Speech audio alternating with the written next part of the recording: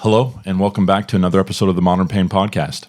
This week we're talking with David Nicholls. Dave is a professor of critical physiotherapy in the School of Clinical Sciences at Ott University in Auckland, New Zealand. His first book, The End of Physiotherapy, was the first book-length critical history of the profession. A second sole-authored book, Physiotherapy Otherwise, was published in early 2022 as a free PDF and ebook, and we'll link that in the show notes. He was co-editor on the first collection of critical physiotherapy writings, Manipulating Practices, and was lead editor for the follow-up, Mobilizing Knowledge. He is also very active on social media, writing weekly on contemporary critical physiotherapy issues. In early 2023, he established a news site specializing in post-critical healthcare called Paradoxa on Substack. He has taught in physiotherapy programs in the UK and New Zealand for over 30 years and has presented his work around the world. This episode goes into Dave's thoughts on physiotherapy profession's history, the concept of post-professionalism and how it will shape the future of our profession, and his thoughts on the biopsychosocial model, and much more. It was great talking with Dave, and this episode is packed with a ton of thought-provoking content. Enjoy. This is the Modern Pain Podcast with Mark Kargela. All of the work that I do, it's all around trying to understand, maybe diagnose physiotherapy as a profession, almost archaeologically digging around at all of the evidence that's there to try and understand what's happening or how we got here, where, and most importantly, where it might be leading. We're going to talk about the stuff that I'm just writing around what's wrong with the osteopathy. But also, I'm just in the midst of, I've just submitted an article to Physical Therapy, which is a response to Peter Stilwell and Konix's letter, which was a response to an editorial that I wrote, which was talking about how inactivism might be a problem. And not just inactivism, but a lot of the psychologically informed physical therapies, biopsychosocial model, a lot of the trends that are coming into, particularly in your area, sort of modern pain science, modern pain thinking. And one of the things that I put at the start of that article was that for me, I'm not so interested in whether inactivism works or not, or cognitive functional therapy works or not. That's not my interest. My interest is in what that doing is doing. What the emergence of something like inactivism or the biopsychosocial model tells us about where physical therapy is moving. And almost in a sense of you diagnose whether a patient comes in with these symptoms and then a week or so later they come back and the symptoms have shifted. You're trying to work out, okay, so what mechanisms are working here that mean that symptom now appears when it wasn't there last week? So I would see these changes not so much in and of themselves, but really as diagnostic of something happening in physical therapy. And to try and reverse engineer that and start with where physio is, look at these emergent technologies, these emergent ideas, and try to work out from that why we're reacting the way they are. So I see things like inactivism and behaviorism, cognitive theory, biopsychosocial model, the drive towards holism, all of those as symptoms of some kind of shift. And I'm interested in why the profession is shifting that way. Yeah. And to give you a good example, one of the things that's emerged in the literature a lot in recent times is a sort of turn towards the patient's voice, wanting the patient's voice to be stronger than it has been in the past. So my question is really, well, and it's a classic kind of critical theory question. Why this? Why now? Given that the patient's voice has always been there, and if you talk to a physio from the 1950s or 60s, they would say even back then, patient's voice mattered. But also the idea that the patients have a voice has been a constant theme of sociological criticism for the last 80 years. And we have philosophies of the patient's voice that go back prior to the birth of modern medicine. Why only now have we decided that the patient's voice is a valuable thing? Because all that stuff was always there, but we never claimed it. And so the act of claiming it and saying now all of a sudden that patient's voice is a valid, valuable resource in the pursuit of a more holistic form of physical therapy is interesting. Do you think that comes out of this, maybe you could call it a failed pursuit, this whole body as a machine gets into the whole Cartesian dualistic thoughts of the mind and body being two completely different things? That's, I guess, my view of it is it seems like that biomedical, positivist, empiricist type of way to try to drill down to the essence of what can help somebody overcome a pain situation, that it seems we've run up against a wall where how do you capture emotions and life experiences and adverse childhood events and different things like that? It's hard. Again, we have maybe some screening tools and things that can do their best to quantify it. But I just guess I wonder what your thoughts are as far as, do you think that's just a natural kind of progression when we've run its course as far as how helpful that biomedical way of trying to linearly look at health and pain? What do you think? I mean, we've talked about this before, but to me, that idea of the role of the body as a machine in physical therapy's history is absolutely pivotal. I mean, it's what the book, The End of Physiotherapy, was all about, trying to trace the reasons why the body as a machine mattered so much. Because it just seemed to be so prevalent, and it still is very prevalent. If you look at most physical therapy college curricula, they're still rammed full of anatomy and biomechanics and kinesiology and physiology and pathology. There's no doubt that the, quotes, core subjects of physical therapy, according to the educators, are still those kind of biological sciences. And when you make that the core of the curriculum, then everything else builds on top of that. So I think that we can't get away from the fact that this idea of treating the body as a machine was absolutely core and crucial to the establishment of physical therapy as a profession. But equally, I think for some time now, and I put the transition point is around the early 1970s with actually the oil crisis that affected most developed countries because of the inability to pay for public services. The growth of the welfare state suddenly collapsed with the oil crisis in the 1970s, which meant that most governments had to stop thinking about large-scale government interventions in health and find ways to give people access to health care, but to shift the narrative so that they took more personal responsibility rather than the state funding healthcare as it was. At that point, then a market opens up for competition. And when you have a market for competition, then physical therapists can no longer just rely on their historic affinity with medicine and the state to guarantee service. And with the growth of private practice and the move away from the public sector, you get a whole generation of physical therapists who don't want to be tied to some kind of state-based welfare, bureaucratic healthcare, but want to be freer to practice in the way they want to. But of course, that puts them in competition with osteopaths and chiropractors and exercise physiologists and nutritionists and occupational therapists, medicine, so many other people. And of course, what that then generates over time is the sense that you've got to be more than just a good technician. You can't just treat a body as a machine. Now, you and I both know that the really good clinicians have always been people. They've always left college and realized that they work in the big wide world. And you can't get away with just treating a person like they're an adductor longus. You won't survive long in practice if you really do genuinely treat people like that. But the problem is they had to learn how to become people and find a way to be physical therapists and that kind of practitioner, despite their training and their socialization and the curriculum, rather because of it. And for a lot of them, I think it's felt in the past like a bit of a betrayal. If they wanted to become very humanistic in their practice or very interrelational in their practice, if they wanted to break free from the kind of narrow constraints of a 25-minute treatment and assessment period and then all the billing arrangements that went with it and do something that was more kind of personable, it would be difficult.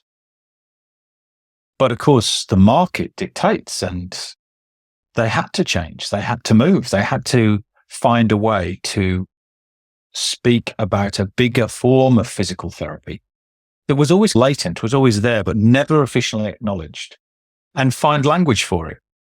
What it's done is it's opened up a real can of worms. And I think this is where things right now are fascinating, because if we take a really practical example of in the pain sphere, in the olden days, when we just treated the body as machine, it was very easy to know where pain was. It was in the tissues. And all we had to do was just debate which tissues. Was it in the disc? Was it in the facet joints? Was it in here or there? And you could have experts who rise to the top just on the basis of their claim that it's all here or it's all here. Very easy. If you genuinely introduce the idea that the tissues are not the issues, to use one of the kind of cliches that goes around now, then where's pain gone? Because if it's not in the tissues anymore, and I don't include people who argue for pain being a neuroscientific or having a neurological source, because to me, that's another tissue. That still resides. The pursuit is still to try and find the biological tissue that is the source of pain. But if you're, say, a true phenomenologist, as the inactivists claim, then there are schools of phenomenology that say that whilst the body might be real, there's just no way of you knowing, because all of your experience of everything in the world comes from your senses. And so even if there is an objective reality, you could never know it. And so in that sense, you have to think of where pain might be then. If there's no necessarily biological reality to it, where's it gone?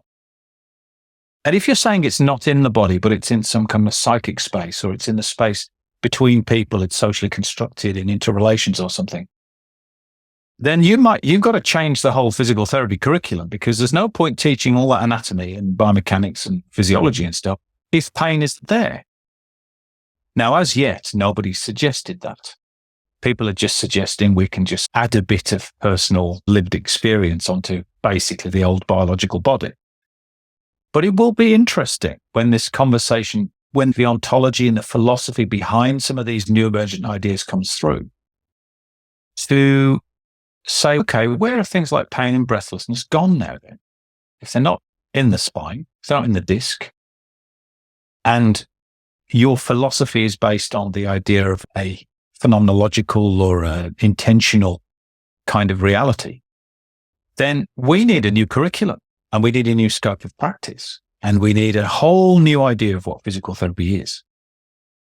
So I'm interested in the emergence of these kind of ideas, not because whether they work or not, just because I think physical therapists are now starting to entertain the idea that a form of physical therapy could exist that doesn't see health and illness residing in the body. And that would be very interesting. Yeah, that's a fascinating thoughts to have. And I think these are things that as professions, often so many of the just day-to-day physios don't even consider some of the things that are implicitly functioning under some of the philosophies and things like that. I'm curious, because this kind of gets into this whole biopsychosocial physical therapy. And I know you've written about that and I have some thoughts on that. And you had even mentioned the dangers of the biopsychosocial model, because you have some interesting concerns about that. I'm wondering where you see those concerns, and as far as this has been a big push, obviously, is if it's not the bio, we just got to bring in the psychosocial. Human isn't a machine, it's the psychosocial, but then we try to neatly put it in its this bucket, and the psychological bucket, the social bucket. Yet again, it's this kind of nebulous thing that we can't maybe put in these nice, neat, tidy categories. But I'm just curious where you see the biopsychosocial model, maybe where as it's emerged, and your concerns as it's being applied. It does seem to be a term, an idea that's captured the imagination of a lot of physical therapists, which again, I think is a mark of the fact that people are open to the idea of a bigger idea of physical therapy, which is quite exciting. I think the problem that I have with the biopsychosocial model generally is actually a problem with the idea of holism. My problem is that the biopsychosocial model has to be inclusive. It has to include concepts and philosophies that encompass a very wide range of philosophical beliefs, or else we need to know what's outside those three that Venn diagram. If there's stuff outside those circles in the white space of the page that you've just drawn the 3 circles on, then we need to know that. The assumption that I get from most of the way that the biopsychosocial model is being talked about is that no, we are happy that captures everything. So if that's the case, then in each of those domains, you've got a very wide range of beliefs and ideas. So let me give you an example. The biological domain, I think we understand very clearly, very well. We've resided in that space for a long time. What we seem to be doing is drifting now towards maybe the more psychological space. Now, if you're imagining them as circles, then imagine this psychology circle. In that psychology circle, you're really talking about things that don't reside in the body, but reside in the person's mind, their psyche, their spirit. And so in there, you've got to include anything that is about an individual's lived experience, anything about their understanding of being in the world. This is where the phenomenology comes in as well as the psychology. And there are branches of psychology which are very close to less biopsychological, really. I think a lot of the behaviorism and cognitive theory in psychology is much more towards the biological end. Most of the work that's done there is RCTs, experimental clinical trials type stuff. It's very quantitative in the way that work's done. But down towards the other end, you've got some really deep existential phenomenological stuff where you're talking about people whose the only understanding of reality that you can say exists for these philosophies are those that are in the conscious mind of the person, to which their subjective experience is king. In that part of that domain, there is no tolerance for the biological. There's no kind of, the biological underpins this, and then I just come to subjective consciousness of the world. The subjective is your entry point into the world. It denies the existence of the biological. It says, no, reality of the world is not in the brain. It's not in the tissues. It's in the person's psyche. It's in their intentionality. And if you look at the work of people like Heidegger and Husserl and Merleau-Ponty, all these phenomenological existentialists, Jean-Paul Sartre, Simone de Beauvoir, all these people have been writing for 100 years about what that understanding of thought and being in the world is about. A lot of the qualitative research that's appeared in Health over the last 40 years has drawn on that as inspiration. The point, though, being here that there are aspects of that psychological circle that are incompatible with the biological. And in fact, if you look at it, it's drawn in the diagram. There's a zone that is purely biological, and there's a zone that is purely psychological, and there's an overlap. So implicit in the biopsychosocial model, if you draw it that way, and I understand it can be represented in different ways, is an acknowledgement that the psychic, the psychological, is a discrete area unto itself. And that means the understanding of the reality of health and illness is discrete and different. Now, one of my bugbears, major bugbears, is the coupling of psycho and social. I'm a sociologist by training as well as a physio, so I prickle a bit when people put those two together, because just as the psychological space is unique in what it offers our understanding of health, it's unique by comparison with the biological, but so is the social. The social is the space where you're talking about socially constructed meanings that are constructed between groups, between entities. The idea, say, of physical therapy as a profession, there's no biological reality like a pen to physical therapy. It doesn't exist just purely in the minds of individual people. It's something that is collectively constructed. Now, in that social space, you've got people who would argue that reality of the world is not constructed in the brain. It doesn't exist in the brain. It doesn't exist in the minds of individual people. It only exists in the collective space. And so a lot of that social world is where you get the focus on things like gender and race and class and structural issues that affect a person's health and illness before they have any agency in the world, before they have any choice. So again, this is a fundamentally and radically different view of the reality of illness to the psychological and to the biological. So here we get to my major problem with the biopsychosocial model is that it only really makes sense as a two-dimensional drawing of circles on a piece of paper. And you can only really talk about being biopsychosocial as a practitioner if you're only going to operate at the most superficial, basic level of just talking niceties about, oh, there's a bit of biology going on here. There's a bit of being nice to people. And there's, of course, they live in the world. Their environment informs their mental state. That's about as far as you can go. But as you go deeper into these domains and you say, where is my practice situated? I think it's entirely possible that you could have a form of physical therapy that is deeply embedded in existential, hermeneutic, phenomenological practice. In fact, we've seen this with a lot of the Norwegians who work in that space, the Norwegian Psychomotor Group. They are working on this idea of a Merleau-Ponty phenomenological form of physical therapy. I think it's entirely possible to operate in that space and be true to that underlying philosophy.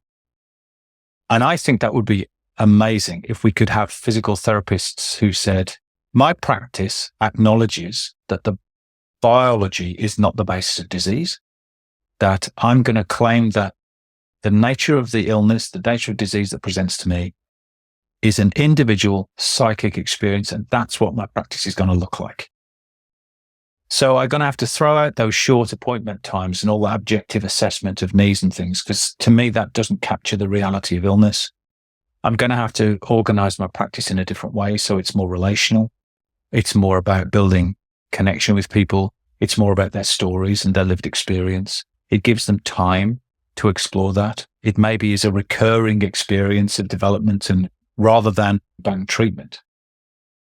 Equally, you could have somebody who says, no, that doesn't feel like the reality to me. The reality to me is that I need to be working in my community. I need to be in service of a community goal.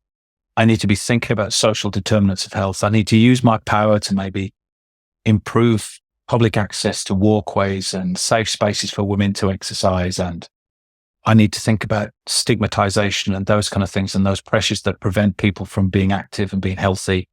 And you could situate your practice in a social space. And so I wouldn't say that for me, a positive future for physical therapy is not in some kind of holus bolus trying to be everything, do everything you can, but in the end saying nothing. I think the answer is not holism. I think it's pluralism. I think the answer is that you and I ought to be able to operate in distinctly different ontological spaces, but still remain within physical therapy.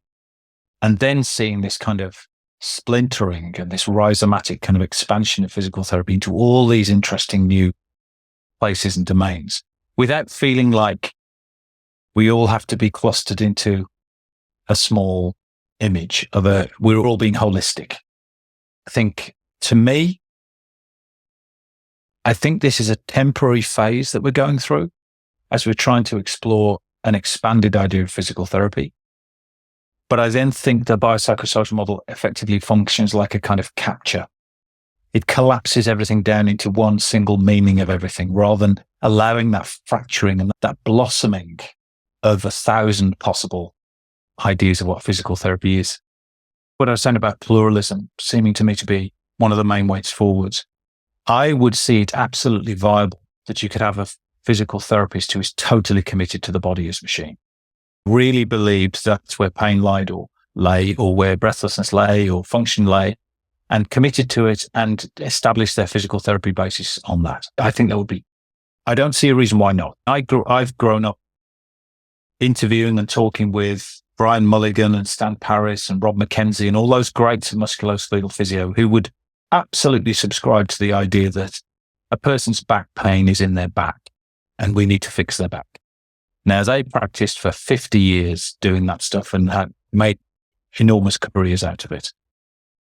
I'm not going to be the person who says to them that you're completely wrong. I think physical therapy is plenty big enough to accommodate those people who are straight hard biomechanists.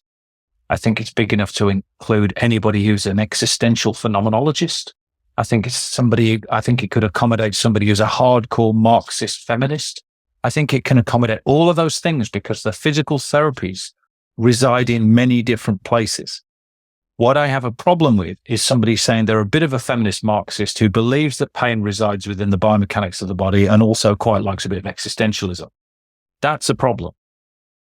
I think what we need is people practicing in those domains, but doing it properly, searching out the deep ontological reality of those things. But I have no problem if that's going to be a biomechanist. The second thing is like the barriers to this. I think the biggest barrier that we face as a profession is the fact that I think we're trying to protect the profession too much. I think if you ask some colleagues, and I asked some colleagues at a training session this weekend, actually, the same question. If it was in the interests of physical therapy, if it was in the interests of the public to shut down physical therapy as a profession, to collapse it down tomorrow, would you do it? Now, sometimes I ask that question and people have to think about their answer for a minute, as if it wasn't obvious. The point is, if it's in the patient's interests, of course you would do it. Because your goal is to try and help people get better or feel well. Now, if that meant closing down physical therapy, it shouldn't be a question. But some people, I think either I've trained in this profession, I love physical therapy, I want to do my best for it, I want it to survive whatever. Or if there wasn't physical therapy, I wouldn't have a job. And then how do I put food on the table? Both of those are not the reason, or they're not the reason to hold on to the physical therapies. The reason to hold on to the physical therapies is because they work, because they do something in the world that's powerful. And if that means moving aside from a profession which wants to contain the physical therapies and restrict them and keep them quite small and manageable, then I think we have a duty to move past that. I think we have to resist that. I think we have to have a quiet rebellion in the profession. Because, as I said earlier, I don't doubt that the physical therapies are going to be there for a long time, long past surgery, I think, which looks to me like it's going to be very robotic quite soon. But there's a lot of things in healthcare that can be done by robots and machines. I'm not sure that there's a lot of things in the physical therapies that can be. So I think it'll be there for a long time. And if I was thinking about my daughter going to somebody because she had some pain and she wanted careful handling, would I just get her to go to a person down the street who got a certificate on the wall who trained last weekend? No, I want somebody I trust to use their skill and judgment in their hands in a skilled, caring, thoughtful way. I don't think you have to be trained as a physio to do that, mate. But so I think those things are going to still exist. I just think they're going to be in a different form. And I think what we're going to have to do is think about not the superficial reasons why you employ or why you employ physical therapists. I think those of us who've been in the profession for some time now, and I wouldn't say this is the urgent project because that's a cliche and people always talk about that. But a very important project right now to me feels like we need to get to the essence of what the physical therapists are. We need to strip away all those superficial things and get to the root of what the physical therapies are. There's an exercise towards the very end of Physiotherapy Otherwise, which has a chapter on post-professionalism. And it's called a hollowing out exercise. And it's a bit like that kind of analogy of a mound of sand on the beach. How many grains of sand can you take away and it still remains a mound? And this hollowing out exercise is a bit like that. If you think of physical therapy as a box, and you think of all of the things in that box, for instance, that can be reproduced easily or taught easily or explained on a sheet of A4 paper, those things are going to go to people who are a lot less expensive to train and employ than we are. They are going to go. Routinization of work, robotization, AI is all going to take that stuff. So cut that stuff out now. Think about all the stuff in your curriculum or all your scope of practice or all the things you do every day in work that could be easily transcribed onto an instruction sheet. Cut them out, give them to somebody who's cheaper. What's left then in that sort of jagged edged box that remains is the essence of physical therapy. And that's where our growth will occur from. I don't think we're even close to understanding what it is that drives the physical therapies. I've been doing some work, and this is the stuff that people will see on the Paradoxa site, which I think will probably be bemusing to a lot of my colleagues. But it's an attempt to really push the boundaries of thinking around physical therapy. I wrote an article recently, which is it's called How Do You Touch an Impossible Thing? And it starts off with a question about what is therapeutic touch? Is it, for instance, when you consciously do something to a patient in a therapeutic way? It can't be just that, because there's many times when I would do something inadvertently therapeutic, not knowing that I'd done it. I don't know necessarily that my conscious decision, this is going to be therapeutic, means the same thing to that person. So it can't just be a conscious act. Isn't it something necessarily that's just a human thing? If a dog rests its chin on your knee and looks dolefully up at your eyes, that can be very therapeutic. Having a pet can be therapeutic. So it can't be just a conscious thing. It can't be just a human thing. So if this expands this idea of therapeutic touch to a much bigger field, what does it include? So at the start of this article, I asked the question, if a leaf falls from a tree in the fall and lands on the ground and decays and feeds the soil, is that a form of therapeutic touch? Because what's the difference between that and the leaf offering something through its touch to the soil? It doesn't touch this lampshade on my desk. It touches that bit of soil. So there must be in some way some relationship between those things that are therapeutic, and it feeds the soil with its nutrients. And when I was working as a respiratory physio, we would often use manual hyperinflation with a person in a particular position to try and re-inflate a segment of the lung that had collapsed. So I'd be using the force of the air to try and drive open the lung tissue. I would think of that as a therapeutic act. So is there any difference between that and the air molecules flowing under an aeroplane wing that keeps the plane up in the air? Is that a therapeutic act? And if it's not, why not? If it is, then we need to completely rethink the whole idea that we have about therapeutic touch. We're trying to do a similar thing now with movement. We're trying to do a similar thing now with the idea of therapeutic time. All those fundamental basics that we've always claimed. And of course, one of the directions that we're going in is the idea of a post-human physical therapy. That physical therapy isn't just something that I do to you as a person to person. In a sense, it's never been that, because we've always had traction belts and electrotherapy machines and treatment beds. Lots of non-human stuff has been part of our treatment. So it can't be just the stuff that a human does to a human. So what are the therapeutic agents? What's working? How does it work? Just this idea of now the possibility of this expanded world of physical therapy. Even 20 years ago, people couldn't have imagined. It's such an incredibly fertile time in the history of our profession, because for so long, our profession has put a box around what you can think and do. And now it feels like that's become a very porous, leaky box. And it's allowed people like me to go off in these kind of weird tangents, which don't seem so weird to me, actually, when I think about it. Why did we always say therapeutic touch began and ended there? And why not here? All of this stuff is feeding into these kind of debates and conversations around the articles and book chapters and things that are being written. You bring up some great points of where physical therapy has the capacity to go, and where if we can maybe lose some of the rigidity of, and we've already spoke to the body's machine thought processes and different things like that.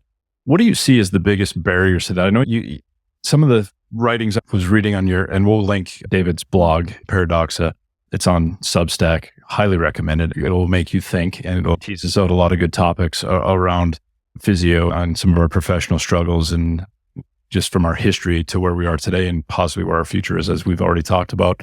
This whole thoughts of post-professionalism, maybe we can move into that a little bit as well, because I think you bring up some good points and again, I'm definitely don't have the depth of understanding a lot of the philosophical underpinnings of the writings and things, but some of these things were professional, just even the thought of being a professional, how that emerged.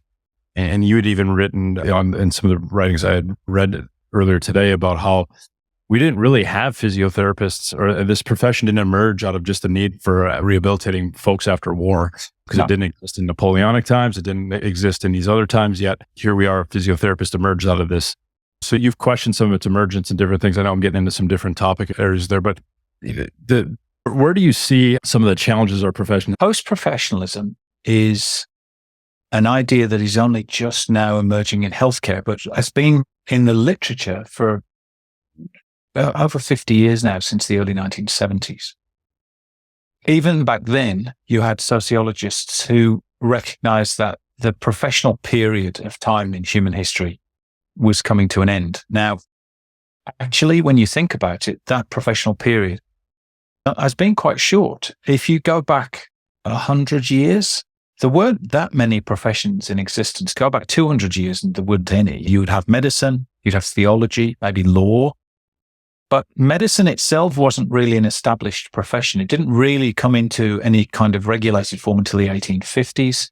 But up until about 1910, most of the medicine that was done was what was called heroic medicine, because nobody had done any placebo-controlled trials. And so most everything that might well have worked in medicine was unprovable, or it was heroic, because what the doctors did was they prescribed things they knew to be potent.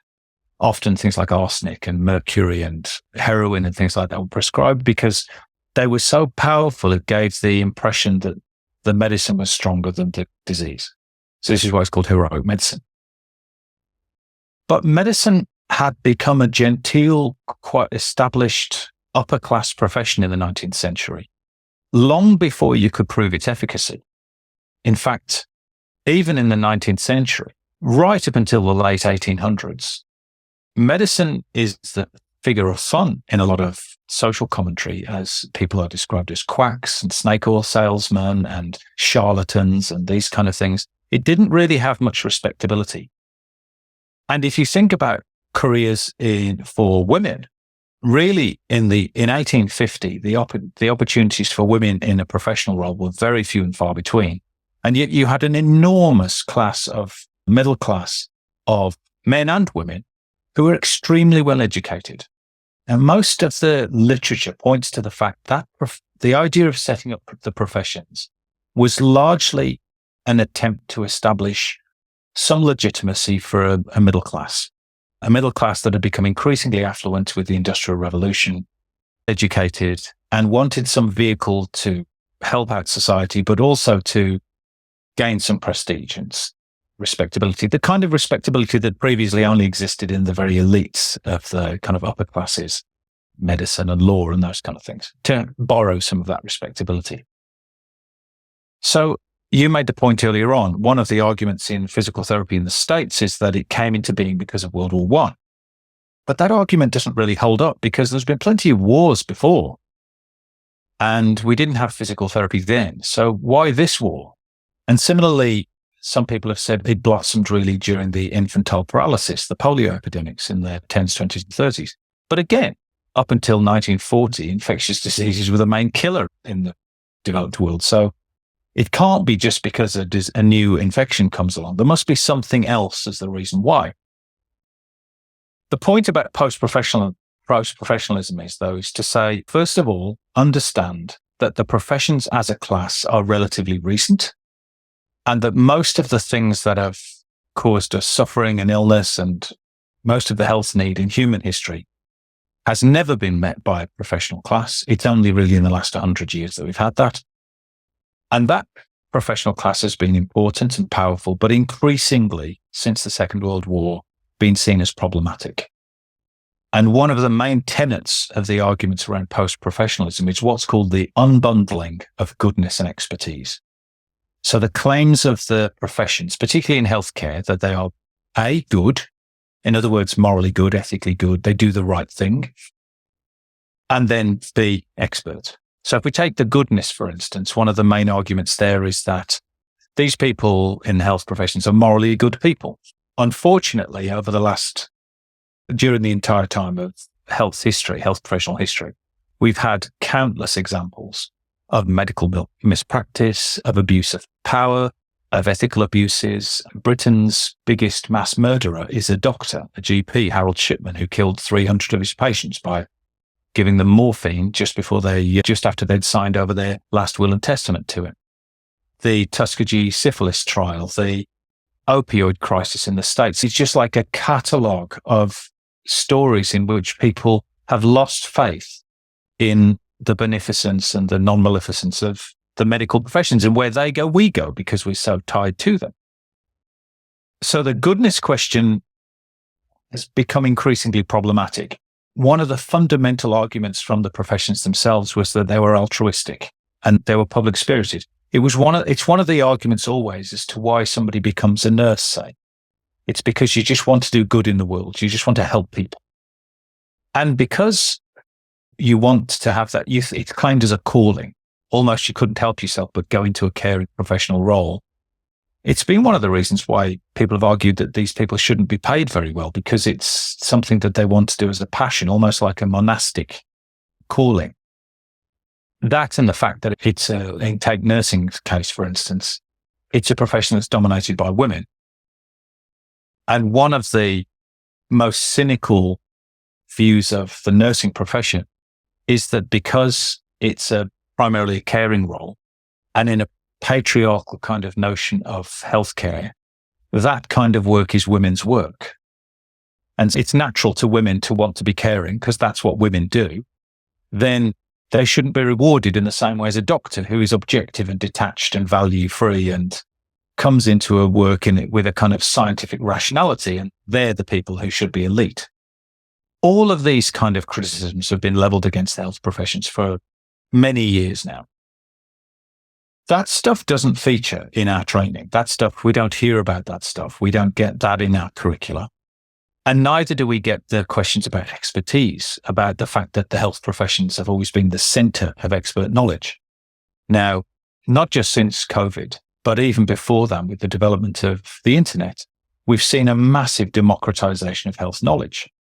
So pretty much anything in a physical therapy curriculum now, you can find on YouTube. I was looking the other day and I found a YouTube video of somebody showing how to do grade 5 cervical spine manipulations on a horse. Now, I've never done one before. I've certainly never tried to manipulate a horse's neck before. But the fact you can find that on YouTube is testament to the fact that we don't hold the knowledge of our profession like we used to in dusty medical libraries, which were inaccessible unless you'd gone through a formal medical training or you had access to those libraries. It's all out there.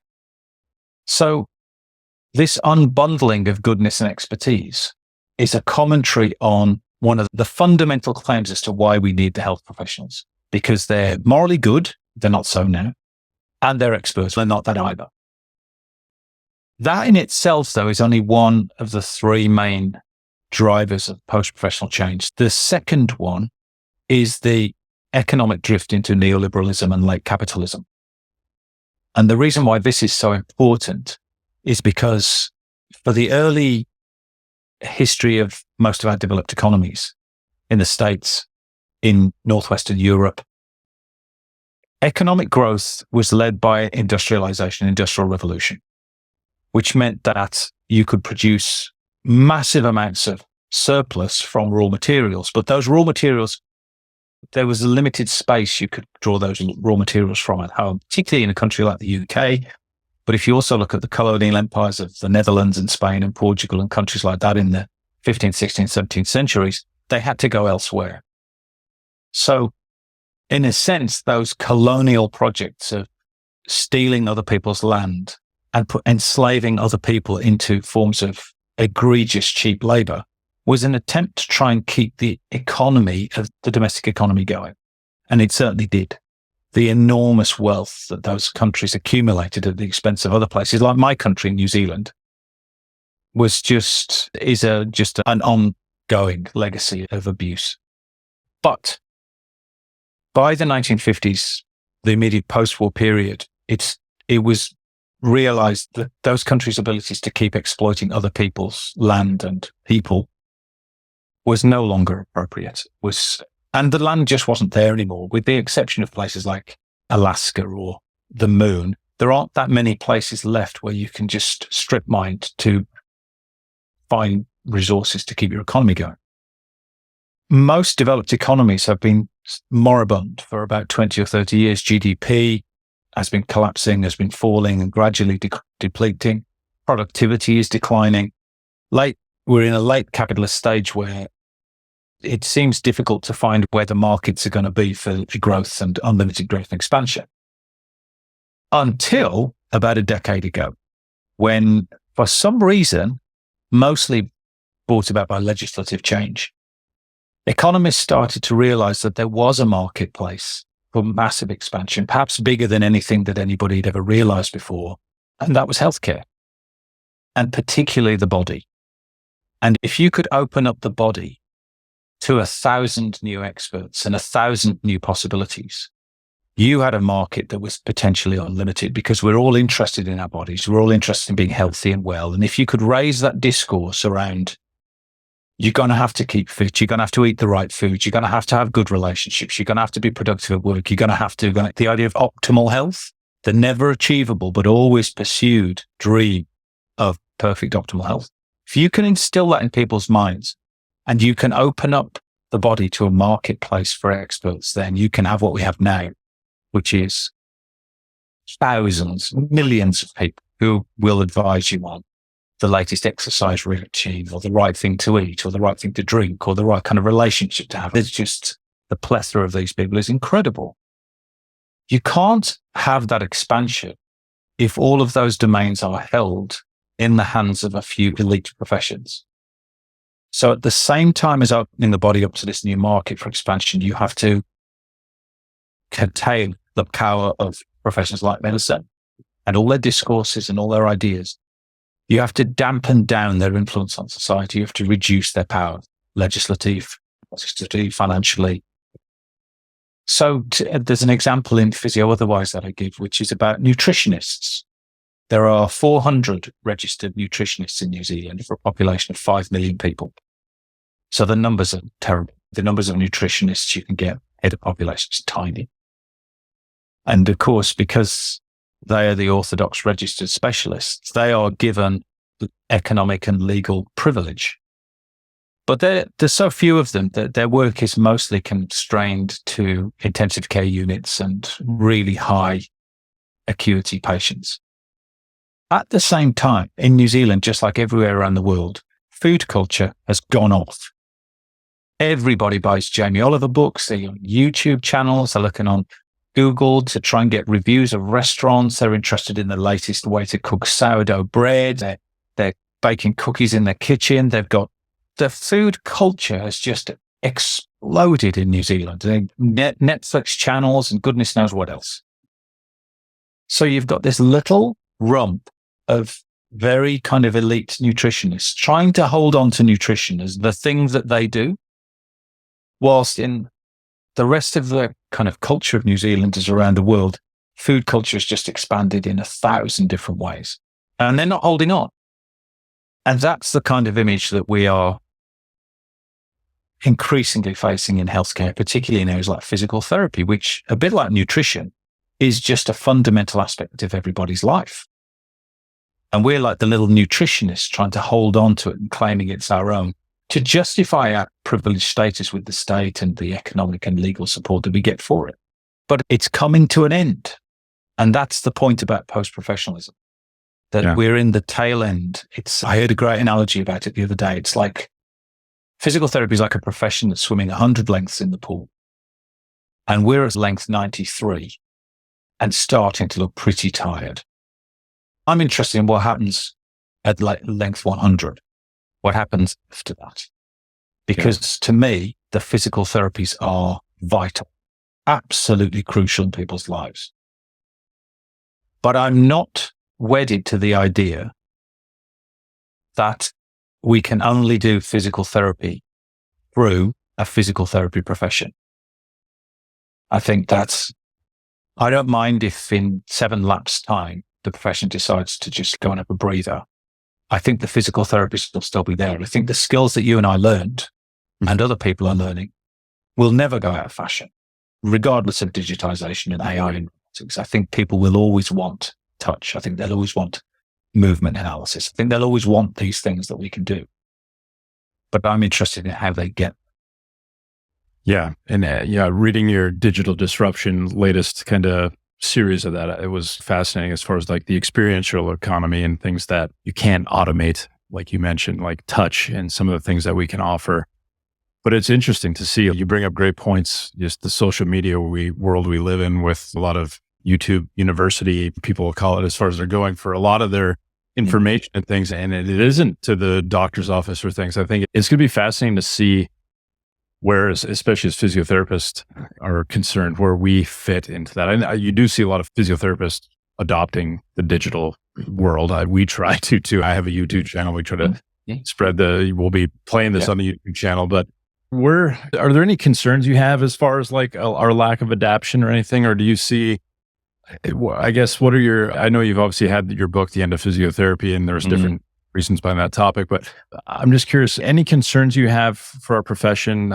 We've talked a little bit about some of our still stuck in the body's machine thought processes, yet we have a culture and a lot of socially and culturally created narratives of that. The chiropractic profession has done an amazing job bringing that into the lexicon of millions of people, where when pain strikes, there's something slipped out of alignment, and that's going to be the root. And that still pervades. I still hear that narrative come in my clinic regularly when I ask them to give me their thoughts on why they think they're having pain. So that's not an uncommon one. And maybe now that we've talked about this, you had mentioned, and this is going to circle the topic we had spoke about talking about earlier, but and you're right, in the process, I think you either have it published or it's in process of a response to what's wrong with osteopathy. Ollie Thompson, who is well known to probably a lot of people on the podcast, wrote an article with Andrew McMillan talking about what's wrong with osteopathy, and it's caused a firestorm profession because he proposed a sort of move towards a biopsychosocial, more existential, more critical view of osteopathy. And a lot of people have said there's nothing wrong with osteopathy, or it's going the wrong direction, or we've always done this. It's caused an enormous flurry of interest. And it feels a little bit like the kind of debates we were having in the early days of the Critical Physio Network 10 years ago. So I thought I would throw some fuel on the fire, really. And my argument to them was, if you think that Ollie and Andrew's article was radical, you ain't seen nothing yet, because if you see what's coming down the pipeline for osteopathy, like for us, it could be really threatening to people, or it could be the best thing that ever happened to our physical therapies. And the possibility that you and I could explore our own unique forms of physical therapy feels to me to be incredibly seductive. And almost could be liberating for some who feel like they're absolutely very traditional models that stifle that exploration and that type of thing. David, one, I appreciate that we have folks like yourself who are pushing these thoughts and thinking this deeply on topics to help push our profession forward, because I do think we need folks like you to help us navigate some of these waters. Because I agree, after reading a lot of your work on your Paradoxa site, and we'll link that in the show notes, definitely has me thinking, which is, again, probably a good sign that you're doing some great work over there, because it's definitely very stimulating stuff that you write, and you write it very well. So I really appreciate your work. Thank you so much for your time. And again, thank you for all your work. Oh, thank you for having me, Mark. It's always a lovely time chatting with you, and I look forward to the next time.